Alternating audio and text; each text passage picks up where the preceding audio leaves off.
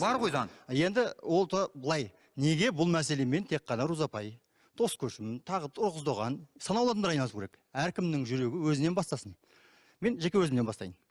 4 жыл бұрын Рузапай білет, атсалысқан 4 жыл бұрын біз кәріс магазиніне кіреміз. Корея товарларын сататын магазинге кіреміз. Товарлары керемет, қажап, бәріңіз білесіздер. Алматыда ол кезде 57 дүкен болған екен. Соны кірсек, не қазақша, не орысша мәлімет жоқ. Сосын мен қазақ қыздарға айтып жатырмын, мына болмайды бұлай, заңға қайшы деп, енді жұмысынан наннан айырылып қалмасын деп түсіндіріп жатсақ. Заң бар ғой бізде, иә? Бар, әлбетте. Біз сотқа бере аламыз ғой кез келген адамды. Әлбетте, тұтынушылар құқықтарын қорғау туралы заң бар. Тіл туралы заң бар ма? Жоқ, тіл туралы заң өз алдына тұтынушылардың құқықтарын қорғау туралы заңда айтылған товарға қазақ және орыс тілдерінде ақпарат берілу керек. Бір тілде берілмеген болса, мемлекеттік органдарда жоқ, иә, бірақ ондай. Мемлекеттік жоқ, мемлекеттік біз тұтынушылардың құқықтарын қазір осы мәселеден шығайықшы.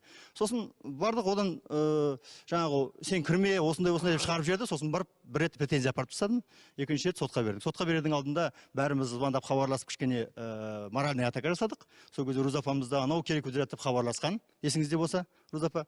Содан ол сотты біз жеңіп шықтық. Одан кейін сіздер тұтынушы ретінде мен тұтынушы ретінде оған талап арыз қойып тұрмын. Иә. Так, яғни мен ешқандай құқығым бұзылған жоқ, мен аллергия ештеме алған жоқпын, бірақ менің тілдік құқығым бұзылып тұр. Яғни ақпарат ала алмай тұрмын.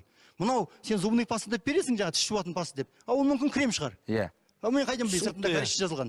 Содан ары қарай бардық та, сосын тағы бір жыл өтті, сосын мына студенттердің арасында бізде мына Low Clinic деген ұйым құрған тұғымыз, сол студенттердің 15 студентті таңдап алдық та, осыдан 3 жыл бұрын.